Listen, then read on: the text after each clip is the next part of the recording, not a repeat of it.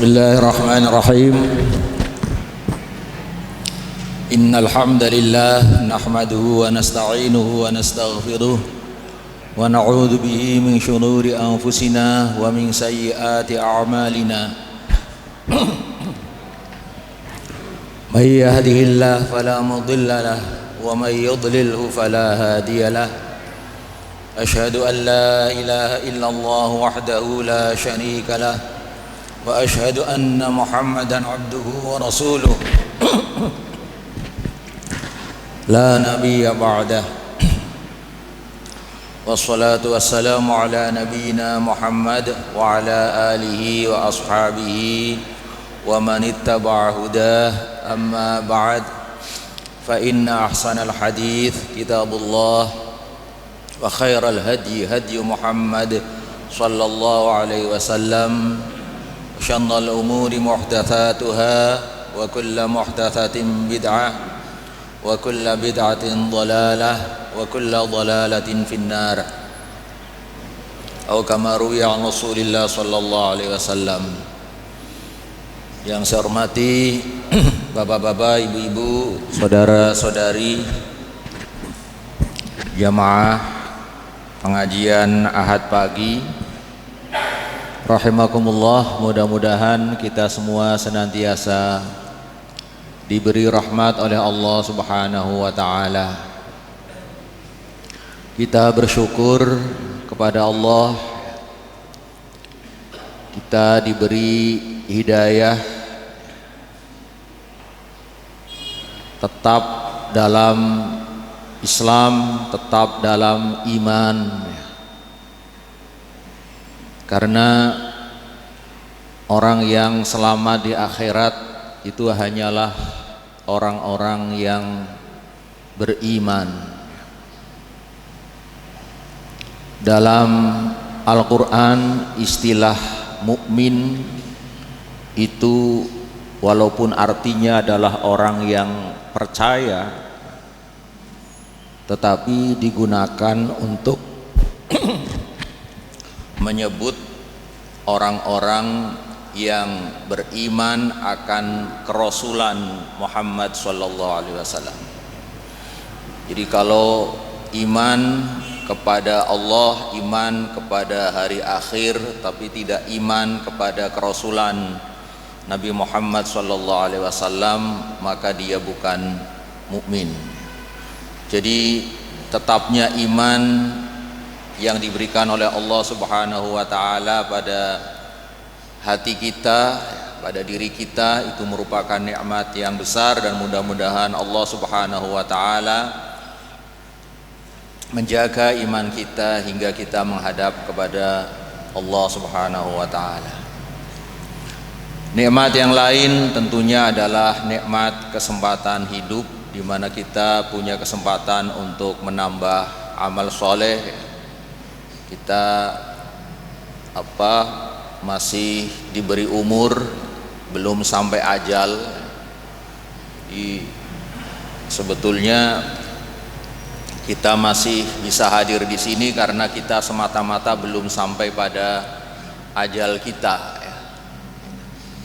Ajal yang ditetapkan oleh Allah kita belum sampai, maka kita masih bisa hidup di dunia ini. Tidak ada hubungan antara sakit dan mati. Jadi kenapa kita masih hidup? Karena ajal kita belum sampai. Jadi ini juga merupakan nikmat, yaitu kesempatan bagi kita untuk menambah amal kita, bekal kita menghadap Allah Subhanahu wa taala. Bapak-bapak, ibu-ibu, jamaah rahimakumullah. Saya kalau membaca chat yang di-share, mungkin sumbernya dari berbagai grup di WhatsApp. Saya kemudian menyimpulkan bahwa pemahaman kita terhadap ajaran Islam atau cara berpikir kita itu belum sama. Ya, di grup-grup persyarikatan pemahaman kita itu belum sama. Ya mungkin kita tidak mencermati apa yang kita terima dari grup yang lain, tidak begitu mencermati, lalu di-share. Kadang-kadang Mbak Nyoto Slamet ini terus membunyikan sumpritnya, prit gitu. Nah, Bapak Ibu yang saya hormati, pada kesempatan ini saya ingin menegaskan saja paham keagamaan kita, yaitu bahwa Islam itu, ajaran Islam itu luas dan luas. Ya, Bapak Ibu yang sudah membaca Suara Muhammadiyah tentu sudah tahu isinya, ya, sudah tahu isinya. Pada pengajian-pengajian atau pertemuan-pertemuan sebelumnya saya sudah menyampaikan berbagai prinsip dalam paham keagamaan Muhammadiyah yang menunjukkan bahwa Islam itu luas dan luas. Di antaranya saya dulu sekali itu sudah pernah menjelaskan bahwa dalam bidang hukum Islam, ya, terutama itu ada yang masuk kategori syariah, ada yang masuk kategori fikih. Dan syariah dengan fikih itu tidak sama. Syariah dan fikih itu beda. Bedanya apa? Kalau syariah itu ketentuan Allah yang disampaikan dalam Al-Quran atau melalui Rasulnya dalam hadis-hadis yang maknanya itu jelas dan tegas. Al-Quran maknanya jelas dan tegas, hadis maknanya jelas dan tegas, tidak mungkin ada perbedaan penafsiran. Dan hadis itu adalah hadis yang pasti asli dari Rasulullah SAW, yaitu hadis mutawatir. Ini syariah. Kalau satu ketentuan dalam Quran dan hadis itu memungkinkan untuk ditafsirkan lebih dari satu penafsiran dan kenyataannya para ulama berbeda pendapat, maka itu fikih. Nah, dan fikih ini bisa berbeda antar satu wilayah dengan wilayah yang lain sesuai dengan kondisinya. Berbeda antara pendapat satu ulama dengan ulama yang lain, ya, karena manhajnya berbeda, karena kaidah yang digunakan berbeda. Tapi dengan adanya ketentuan-ketentuan yang tidak tegas maknanya itulah, maka kemudian ajaran Islam itu menjadi luas. Menjadi luas, ada pilihan-pilihan. Ini yang pertama dulu sudah saya pernah jelaskan. Ada syariah, ada fikih. Kalau itu adalah bidang fikih, maka kita tidak tepat kalau mengatakan ini yang benar, yang lain salah. Itu wilayah fikih nggak bisa. Karena fikih itu masing-masing pendapat hanya bersifat mungkin benar, kemungkinan besar benar, tapi ada kemungkinan keliru. Nah, ini yang membuat ajaran Islam itu menjadi luas, menjadi luas. Di antaranya ini. Kemudian yang kedua, kita sudah sangat paham ini.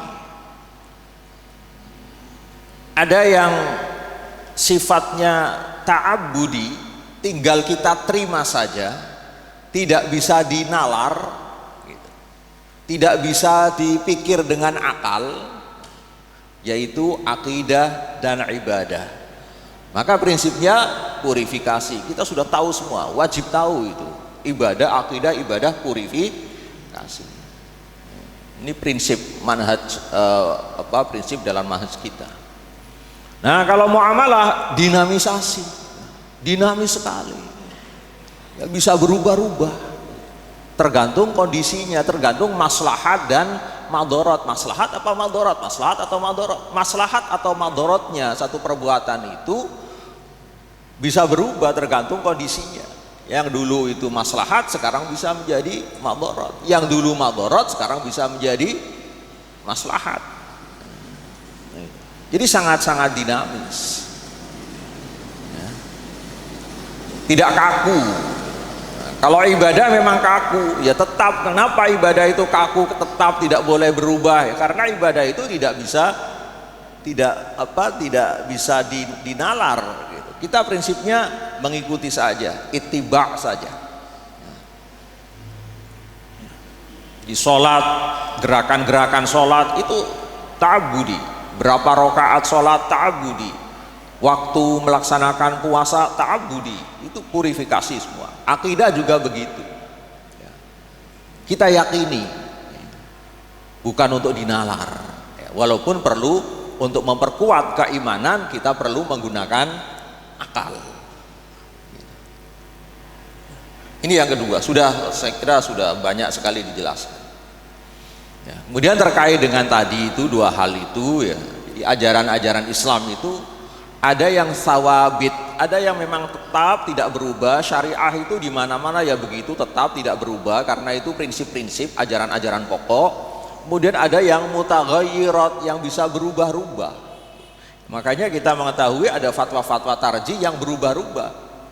Yang dulu, ya, misalnya fatwa tentang gambar dulu tidak boleh, ya, memasang gambar kiamat dahlan, kemudian menjadi boleh. Dulu tidak ada fatwa tentang pencatatan nikah, ya, dulu dianggap tidak penting pencatatan nikah. Kemudian muncul ada aturan dalam perundang-undangan, ya, pencatatan nikah, lalu ada fatwa yang mewajibkan kita untuk mencatatkan pernikahan. Karena apa? Menghindari madharat dan mewujudkan kemaslahatan. Itu bisa berubah. Jadi ada yang sawabit, ada yang tetap, ada yang berubah. Termasuk yang pernah saya jelaskan adalah a'dzar, ya. Ada udzur-udzur, ada keadaan-keadaan tertentu yang menyebabkan kita kemudian bisa mengambil rukhsah. Itu juga mutaghayyirat, berubah-ubah. Kalau nggak ada udzurnya ya tidak boleh. Kalau ada udzur silahkan diambil rukhsah itu.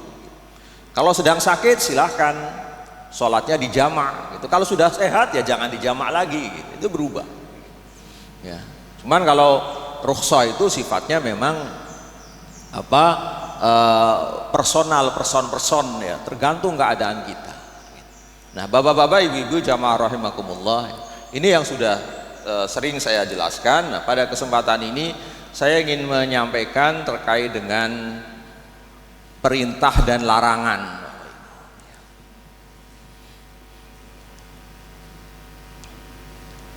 Dalam Al-Quran, dalam hadis ada perintah-perintah, ada larangan-larangan. Ada amar, ada nahi. Kalau hukum kan intinya itu. Ada perintah, ada larangan. Allah menyuruh, Allah melarang, Rasul menyuruh, Rasul melarang. Itu hukum. Nah, perintah itu dalam Al-Quran, dalam hadis ada yang dalam bentuk fi'il amar, kata perintah, ada yang dalam bentuk kata mewajibkan, faradho, atau menetapkan kutiba alaikumusiyam dan sebagainya. Tapi yang ingin saya jelaskan adalah persoalan dalalatul amri. Kalau ada perintah, maka sesuatu yang diperintahkan itu hukumnya apa? Baik, saya mulai dari contoh ayat yang surat An-Nisa ayat 3 ini. Allah Subhanahu wa taala berfirman, "Wa in khiftum alla tuqsitu fil yatama fankihu ma dhaba lakum minan nisa'i mathna wa thulatha wa ruba'." kalau kalian khawatir tidak bisa berbuat adil kepada anak yatim, tidak bisa memelihara anak yatim dengan baik, fankihu ma tabalakum. Ini ayat yang sensitif bagi ibu-ibu. Maka nikahilah oleh kalian wanita yang kamu sukai, atau ada yang punya penafsiran lain, tabalakum itu berarti yang wanita itu menyukai kamu. Masna 2, wasulasa 3, waruba 4. Di sini dalam ayat ini ada perintah fankihu. Perintah ini ditujukan kepada laki-laki.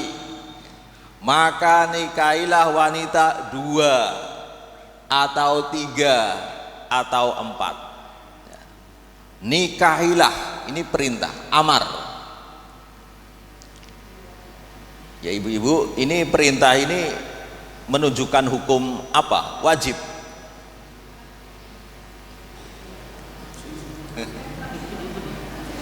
Ya, wajib apa sunnah? Wajib, berarti bapak-bapak wajib menikah dengan 2 orang ya, wajib poligami gitu.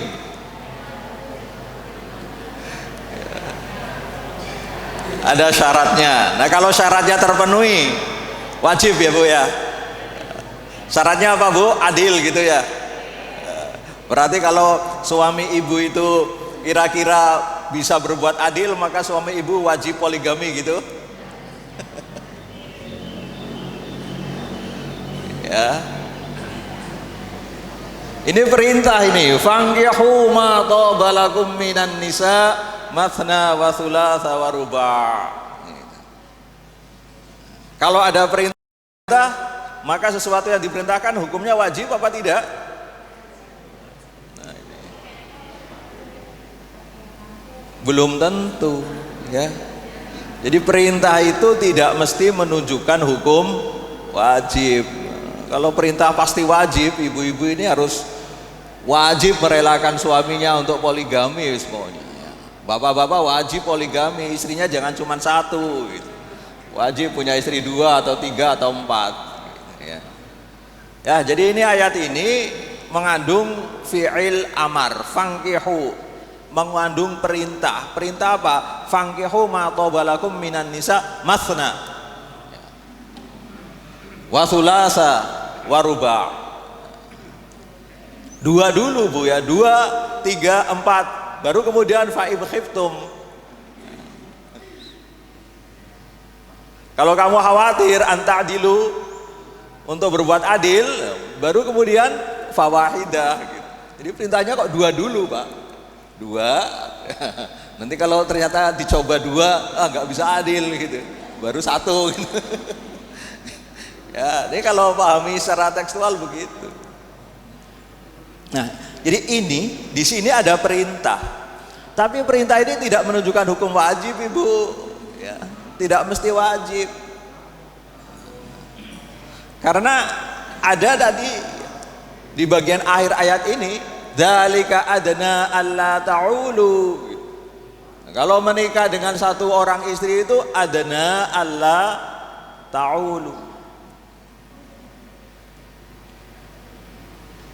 Lebih rendah atau apa, lebih kecil kemungkinannya untuk berbuat tidak adil, berbuat sewenang-wenang kalau istrinya hanya 1.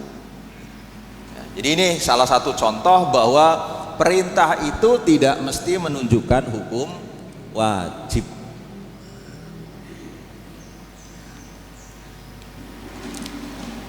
Kemudian yang kedua, surat Al-An'am ayat 141.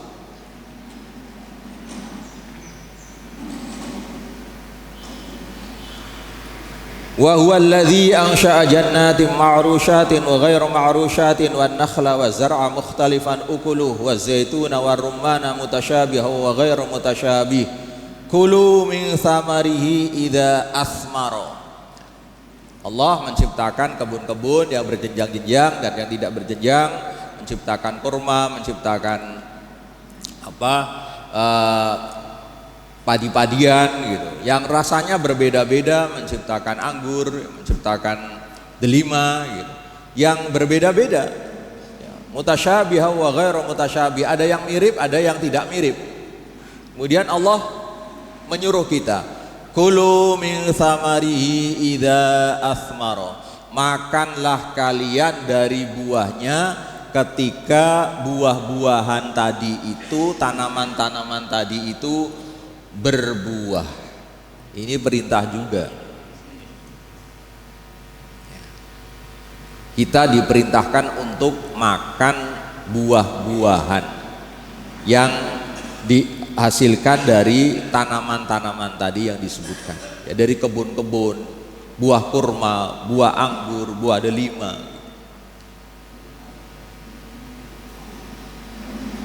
Perintah makan ini apakah menunjukkan hukum wajib makan makanan yang disebutkan tadi? Tidak. Kalau tidak makan kurma apa hukumnya? Makanya beras, nasi ya Bu ya, nggak makan beras ya. Apakah salah? Padahal di sini disebutkan kulu min samarihi. Tadi disebutkan ada nakhal, kurma. Orang nggak makan kurma, manis. Apakah dia berdosa? Nah, perintah makan di sini juga tidak menunjukkan hukum wajib. Ini dua contoh, satu lagi terkait dengan hutang piutang. Kalau utang ke lembaga keuangan pasti dicatat ya, oleh lembaga keuangan itu. Kalau utang dengan saudara wajib dicatat apa tidak?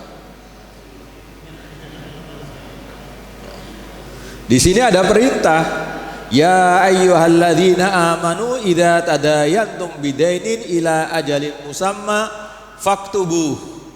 Wahai orang-orang yang beriman, jika kalian melakukan hutang piutang, tadayantum bidainin ila ajalin musamma, sampai waktu yang ditentukan, faktubuh, maka catat.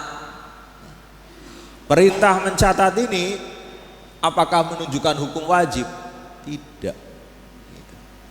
Sering kan kalau dengan saudara, dengan teman, kayaknya gak dicatat itu. Nyaur ya alhamdulillah, gak nyaur ya gak apa-apa gitu. Kalau menurut ayat ini, kalau ayat ini kita pahami bahwa perintah itu pasti menunjukkan hukum wajib, maka kalau kita hutang piutang tidak dicatat itu dosa. Tapi ayat ini hanya bersifat irsyad, arahan, sebaiknya dicatat untuk menghindari perselisihan. Kalau tidak dicatat ya tidak berdosa. Orang yang memberi hutang juga tidak mewajibkan yang berhutang itu untuk bayar.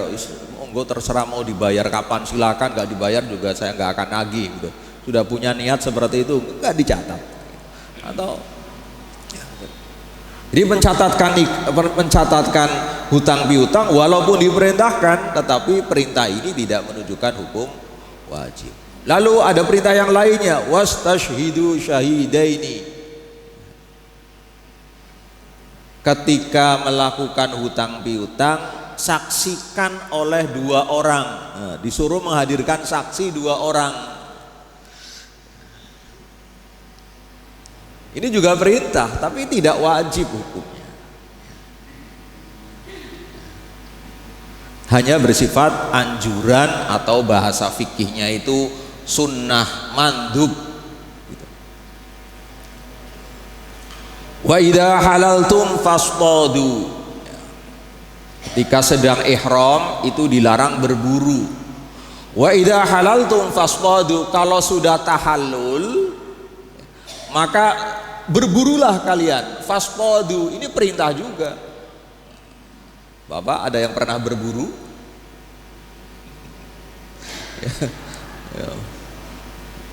Fashtadu, berburulah kalian. berburu itu menangkap hewan ya. Menangkap hewan liar ya, yang nggak ada yang punya. Kalau menangkap ayam tetangga itu bukan berburu ya. Gitu. Kayaknya kita nggak ada ini, yang jarang yang berburu. Mungkin ada yang pernah berburu burung ya, nembak burung. Tapi sebagian besar orang saya kira tidak berburu. Saya belum pernah berburu kecuali berburu nyamuk gitu, yang nggak bisa dimakan gitu. Tapi ini diperintahkan dalam ayat ini. Bapak Ibu yang saya hormati, jadi ini beberapa contoh ayat yang menunjukkan bahwa perintah itu tidak mesti wajib. Apa yang kemudian bisa kita ambil? Jadi, ketika ada perintah, maka kita perlu mencermati apakah perintah itu wajib ataukah hanya menunjukkan sunnah. Kadang-kadang ada orang yang memahami perintah dianggap mesti wajib, bahkan itu bersifat mutlak. Kalau tidak melakukannya berdosa, neraka. Lihat dulu, ada enggak qorina? Jangan-jangan ada qorina, ada indikasi yang menunjukkan bahwa perintah itu hukumnya hanya sunnah atau bahkan mubah. Berburu itu hukumnya bukan sunnah, bukan wajib, bukan sunnah, itu mubah. Bahkan sebagian besar ulama mengatakan ayat tadi terkait dengan perintah makan itu tidak wajib, tidak sunnah, itu mubah. Pada dasarnya hukum makan itu mubah. Jadi tidak semua perintah menunjukkan wajib, tidak semua perintah menunjukkan sunnah, ada perintah yang menunjukkan hukum mubah. Ini terkait dengan ayat terkait dengan perintah. Kemudian larangan, dalalatun nahyi. Ini satu kutipan masih dalam bahasa Arab ya. Nahyi itu larangan. Ada larangan dalam Quran, ada larangan dalam hadis. Yang saya berikan contoh-contoh dalam hadis. Kadang-kadang dalam sebagian nas Quran atau hadis ada perintah.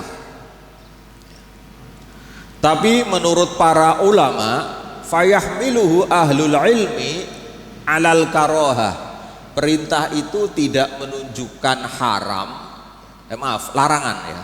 Larangan itu tidak menunjukkan hukum haram, tapi hanya menunjukkan hukum makruh. Mengapa? Wa dzalika liwujudi sharifin yasrifu dzalikan nahya minat tahrim ilal karahah. Karena ada petunjuk yang memalingkan larangan itu dari hukum haram menjadi makruh saja. Apa itu indikasi atau petunjuk itu? Wa min tilka swarif ay yu'arida qauluhu fi'lahu alaihi salatu wassalam. Perkataan Nabi tidak sesuai dengan perbuatan beliau. Nabi melarang tapi Nabi melakukan. Ada larangan Nabi tapi Nabi sendiri melakukan. Nah, kalau Nabi melarang tetapi beliau melakukan, maka itu untuk menunjukkan bahwa larangan beliau itu tidak sampai pada hukum haram, tapi hanya menunjukkan hukum makruh. Fa innaha an syai'in alaihi salatu wassalam thumma fa'ala dzalikal manhi anhu dalla dzalika ala anna nahya lil karahah tadi itu. Ini saya kutip dapat Imam Syekh bin Baz ya. Qala Syekh bin Baz rahimahullah, al aslu fin nahyi wa tahrim. Memang pada dasarnya larangan itu menunjukkan hukum haram. Wala yanqilu tahrim minal karaha illa bidalilin yadullu ala dzalik ya.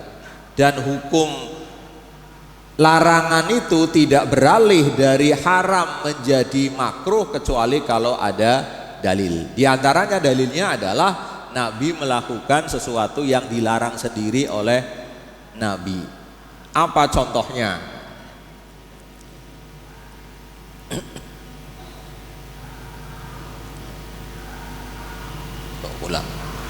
Contohnya adalah hadis ini. Ada larangan, la yashrabanna ahadum minkum qa'iman. Jangan sekali-kali salah seorang di antara kamu minum sambil berdiri. Nabi melarang. Faman nasiya falyastaqi. Siapa yang lupa, muntahkan, buang lagi. Ini larangannya keras sekali. Sampai-sampai di sini juga menggunakan perintah, menggunakan ini. Nun litakid. La yashrobanna. La yashrobanna. Ini nun ini untuk menekankan. Sehingga biasa diartikan jangan sekali-kali. Gitu. Ini larangan Rasulullah SAW. Tapi dalam hadis yang lain disebutkan dari sahabat Asim.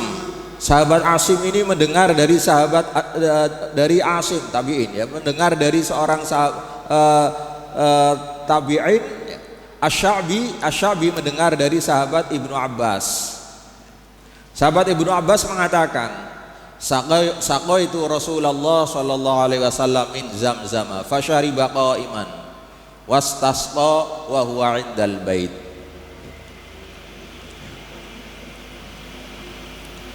Saya memberi minum Nabi dengan air Zam-Zam. Kemudian Nabi minum sambil berdiri dan Nabi minta untuk diambilkan minum. Wa huwa 'indal bait, dan saat itu sedang ada di Baitullah, ya, di dekat Ka'bah. Jadi minum air Zam-Zam, Nabi minum sambil berdiri loh. Tadi ada larangan untuk minum sambil berdiri, tapi Nabi minum air Zam-Zam berdiri. Nah, ini kan khusus Zam-Zam, ada yang mengatakan begitu. Tapi dalam hadis yang lain, riwayat At-Tirmidzi dari sahabat Ibnu Abbas, dia mengatakan kunna na'kulu ala ahdi Rasulillah sallallahu alaihi wasallam wa nahnu namshi wa nashrab wa nahnu qiyam. Kami makan pada masa Rasulullah sallallahu alaihi wasallam dan kami berjalan, wa nahnu namshi wa nashrab. Kami berjalan, wa nashrab, dan kami minum, wa nahnu qiyam, dan kami berdiri sambil berdiri. Jadi tidak hanya minum air Zam-Zam.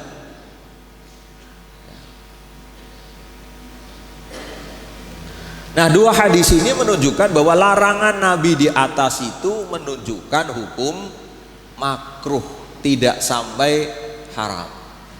Jadi Nabi kalau seperti ini bukan berarti Nabi itu tidak konsisten. Oh, Nabi itu jarkoni gitu. Melarang tapi melakukan.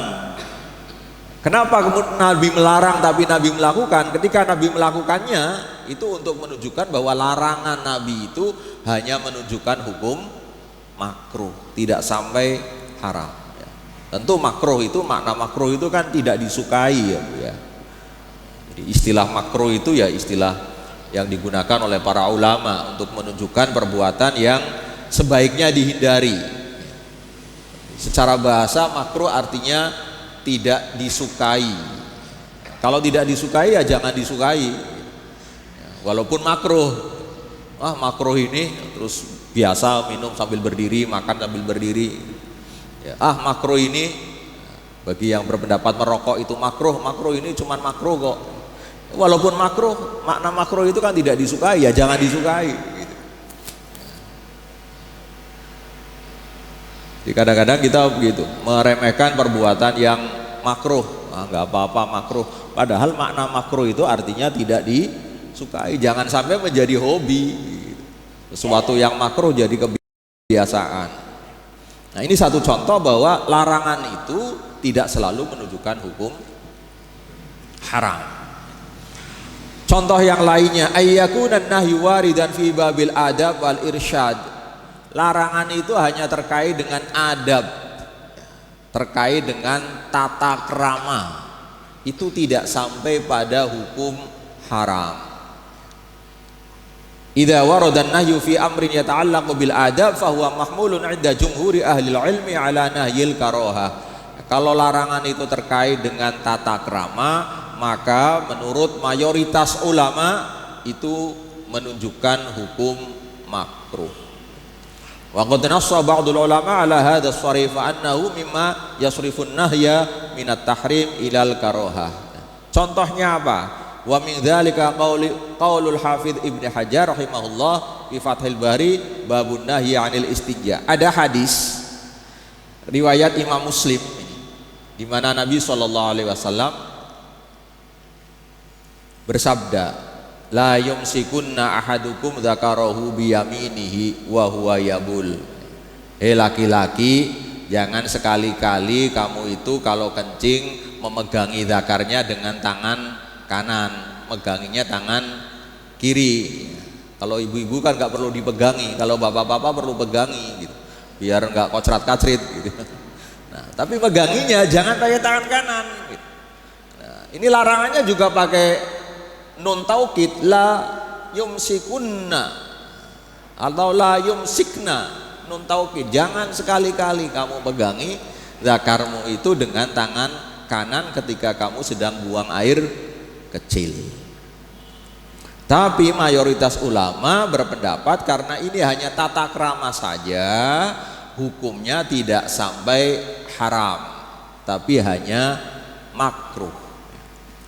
Tapi sekali lagi, walaupun makruh jangan kemudian diremehkan, makruh ini. Baik. Kemudian menurut para ulama, kalau ada ijma, kesepakatan para ulama, contohnya hadis riwayat Imam Muslim dari Ibnu Umar radhiyallahu anhuma bahwa Rasulullah SAW itu melarang qaza'. Apa itu qaza'? Ibnu Umar bertanya kepada Nafi', wa mal qaza'? Apa itu qaza'? Lalu Nafi' menjelaskan, yuhlaqu ba'du ra'si sabiyyi wa yutraku ba'dun. Yang namanya qaza' itu mencukur sebagian kepala anak kecil dan meninggalkan yang lain. Jadi mencukur tapi nggak sampai habis. Mencukur bayi itu di sini Nabi dalam hadis ini melarang kita mencukur bayi tidak sampai habis rambutnya.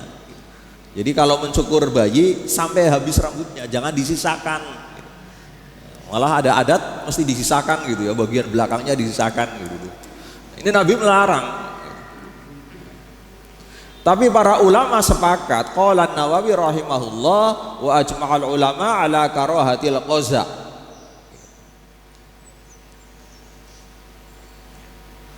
Para ulama sepakat bahwa qaza' itu hukumnya makruh idza kana fi mawadhi'a mutafarriqah, kalau ada di tempat-tempat yang berbeda-beda. Jadi hukumnya makruh, tidak sampai haram. Bapak Ibu yang saya hormati, saya menjelaskan ini bukan untuk meremehkan perintah, untuk meremehkan larangan ya, tapi supaya kita memahami bahwa perintah dalam Al-Quran, perintah dalam hadis, larangan dalam Al-Quran, lebih-lebih larangan dalam hadis itu harus diperhatikan. Ada yang menunjukkan perintah itu, ada yang menunjukkan hukum sunnah atau nadab, ada yang hanya menunjukkan hukum mubah. Larangan ada yang menunjukkan hukum makruh, tidak mesti haram. Makanya para ulama kemudian mengklasifikasi hukum, ada wajib, ada makruh, ada sunnah, ada mubah, ada makruh, ada haram.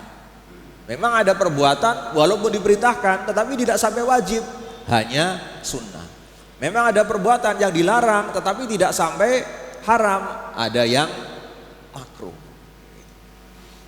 Sehingga ketika Nabi menyuruh, ketika Nabi melarang, itu kita perlu memperhatikan perintah ini sampai wajib atau hanya sunnah saja atau bahkan mubah. Kalau melarang ini haram ataukah hanya makruh.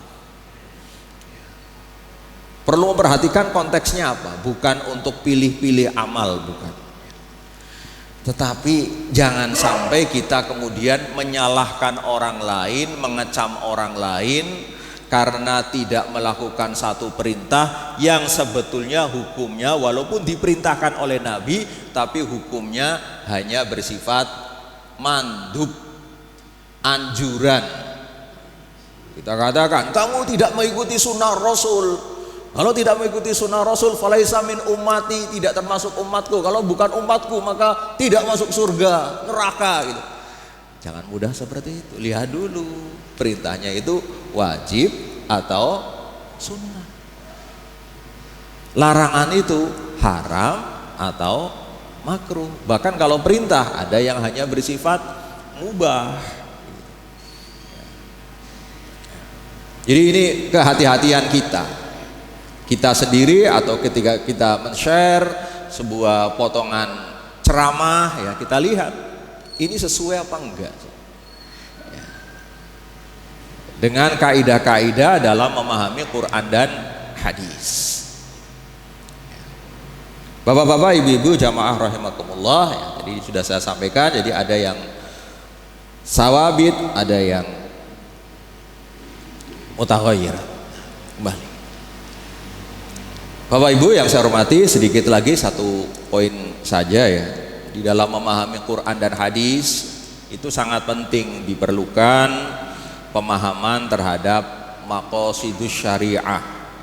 Ini saya kutipkan pernyataan dua orang ulama yang ulama besar, yaitu Imamul Haramain Al-Juwaini dan Imam Abu Ishaq Asy-Syatibi. Yang pertama madhabnya madhab Syafi'i, yang kedua madhabnya madhab Maliki. Kalau kita lihat dalam sejarah itu ulama-ulama besar walaupun masih besar tapi masih dinisbatkan kepada madhab tertentu. Ya karena sejak kecil memang dididik mengikuti madhab tertentu. Jadi diajari cara sholatnya, cara sholat madhab Syafi'i. Akhirnya sampai besar ya dia dianggap sebagai pengikut madhab Syafi'i, walaupun kadang-kadang pendapatnya berbeda dengan pendapat Imam Syafi'i. Nah, ya Imam Al-Haramain Abdul Malik Al-Juwaini mengatakan, wa man lam yatafaddan li wuqu'il maqasid fil awamir wan nawahi falaysa ala basiratin fi wad'i syariah. Orang yang tidak paham tentang adanya tujuan dalam perintah dan larangan, maka dia dianggap tidak memahami mengenai ketetapan syariah. Jadi memahami Quran dan hadis itu perlu, bahkan harus memahami maqasidus syariah. Hanya orang-orang yang mendalami syariah saja, ilmu syariah saja yang memahami maqasidus syariah. Karena itu saya menganjurkan ya kita semua untuk berusaha untuk merujuk kepada fatwa-fatwa para ulama di pimpinan pusat Muhammadiyah, fatwa-fatwa tarjih. Silahkan akses ini ya, webnya, situsnya persyarikatan, ada situs fatwa tarjih, sering dibaca itu. Ketik saja fatwa tarjih, nanti kan ketemu. Jangan mengandalkan dari grup WA. Ya, ini diantaranya. Kemudian ada juga ini webnya Majelis Tarjih. Dibuka, di situ ada fatwa-fatwa, ada manhaj tarjih. Dibaca fatwa-fatwanya. Saya kira apalagi yang muda-muda ya masih biasa mengakses internet, biasa mengakses berbagai media sosial ya, dibuka. Kemudian juga Suara Muhammadiyah juga ada. Kalau mau berlangganan secara online juga bisa. Monggo dibaca.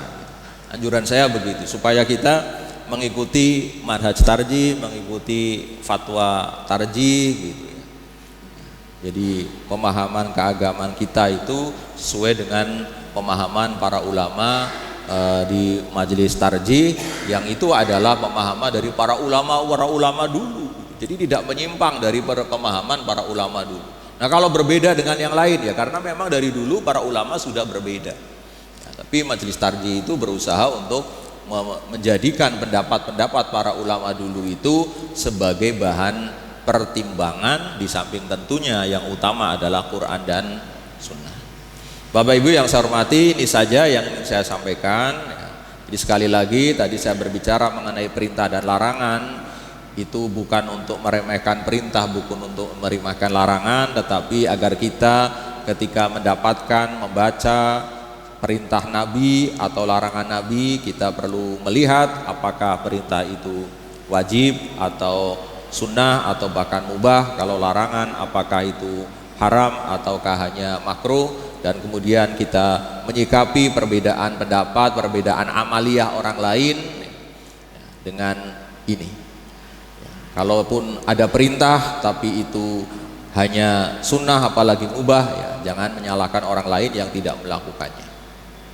Atau sebaliknya ada larangan kok ada orang melakukannya, kita lihat ini haram atau makruh. Jangan mudah kita menyalahkan karena tidak sesuai dengan larangan Nabi lalu kita anggap tidak mengikuti sunnah Nabi lalu kita anggap masuk neraka. Kira ini monggo kalau ada tanya jawab ya, tadi mulainya jam 6.15.